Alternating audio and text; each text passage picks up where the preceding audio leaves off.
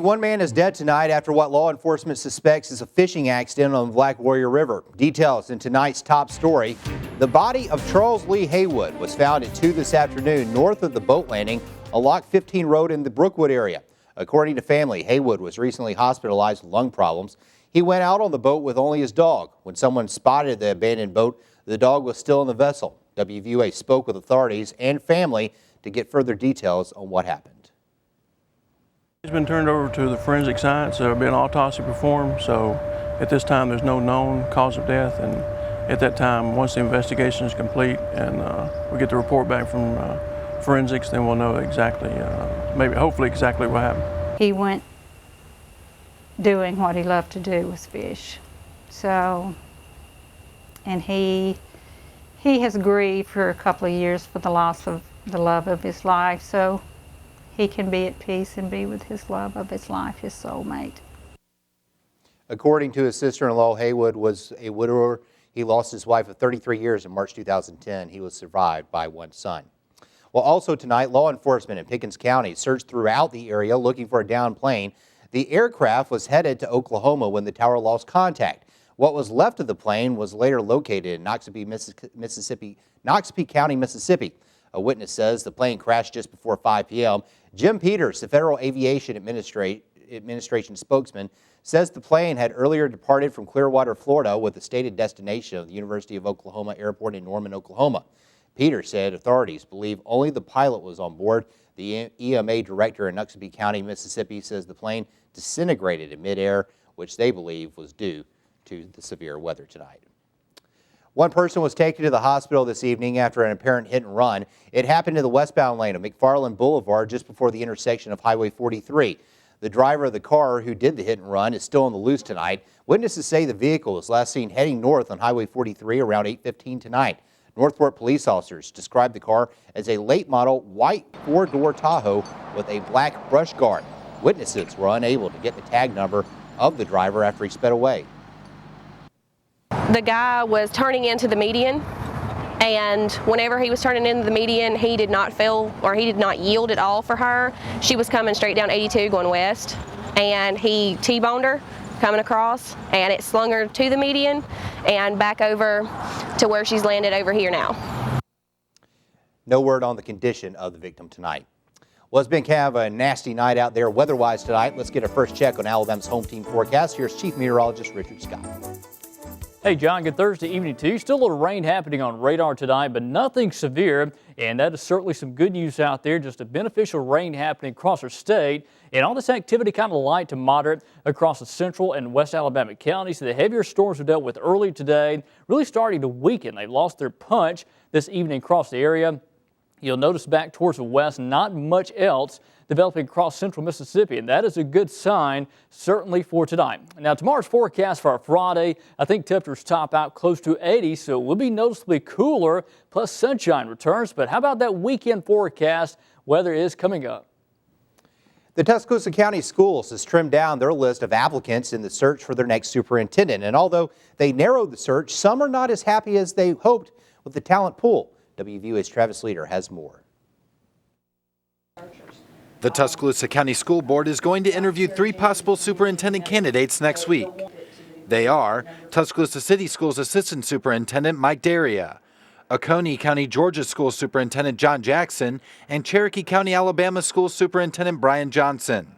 The Alabama Association of School Board search results underwhelmed some of the board members. Many hope for city school superintendents to apply. I think that was the most questions that the board had today of the representative from the AASB concerning how many sitting superintendents did apply, and also why more sitting superintendents didn't apply. The school board hopes the public attends the interviews next week, and they will even offer a chance for you to ask what's on your mind. We'll have a reception afterwards so that members of the community that are interested can take time to, meet the candidates, ask them questions on a one-on-one basis.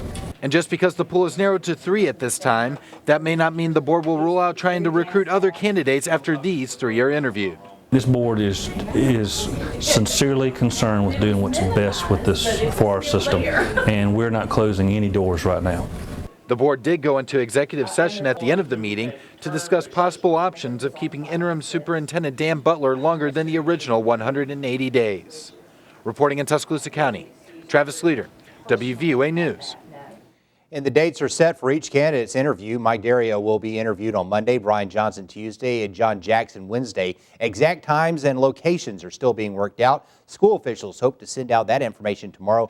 We, of course, will keep you posted. Well, this morning, Governor Bentley announced 105 new road projects and bridge projects that will happen all over the state. 2 of those are in Tuscaloosa County. Crescent Ridge Road will be resurfaced. Loop Road will receive new sidewalks and resurfacing between Fairmont Drive to Woodland Road. Now, the 2 projects will cost the state $2.3 million, with 80% of the funding coming from the Alabama Transportation Rehabilitation and Improvement Program. Local residents say they're happy to see the roads get a facelift.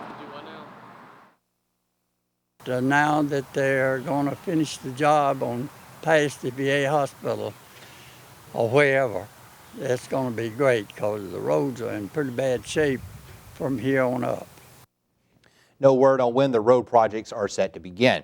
Well, if you lost your home due to the April 27th tornadoes and are still homeless, you may be eligible for a new loan. The USDA has approved a single-family housing guaranteed home lien program for Tuscaloosa. The low interest loan can be used to purchase an existing home or for the construction of a new home.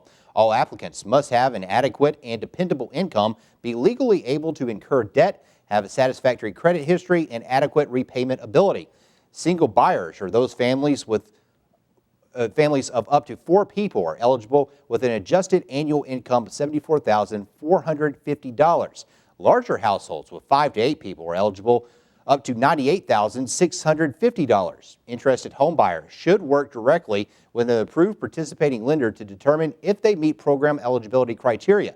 Tuscaloosa City Public Relations Coordinator Meredith Lynch says the loan program will help a lot of people in Tuscaloosa.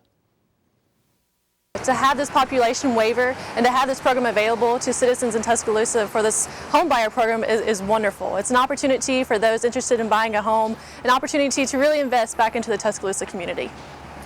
And for a list of local lenders in Alabama, just go to our website, WVUATV.com, click on numbers and links, and look for Tuscaloosa Fort. Well, another longtime Tuscaloosa business is up and running after being destroyed by the April 27th tornado. And today they celebrated their grand reopening. Wilcock Block and Supply has been in Tuscaloosa for 57 years. And after the tornado, they were left without a building. For close to a year, they had to operate out of a small trailer. Well, if you still have not picked up all of your tornado debris, time is almost up. The city is ending their final push tomorrow. After that date, you will no longer be able to request to have your debris removed for free. The city will then identify properties as nuisances and give the property owner a 7-day notice to clean the debris themselves. If the property owner does not meet those demands, then the city will gain right of entry and clean it up at the expense of the owner. Well, a mistrial on all but one count has been declared in the John Edwards illegal campaign contribution case. After it was all over, the former presidential candidate got emotional on the steps of the courthouse. Carl Azus reports. A solemn John Edwards broke his silence after the jury ended his trial nearly deadlocked.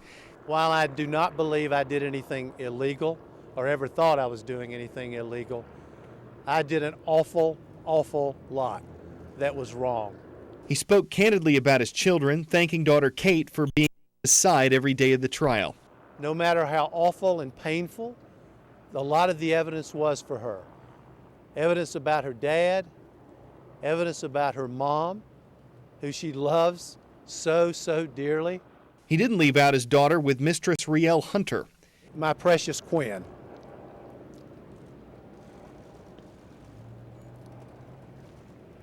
Who I love more than any of you could ever imagine.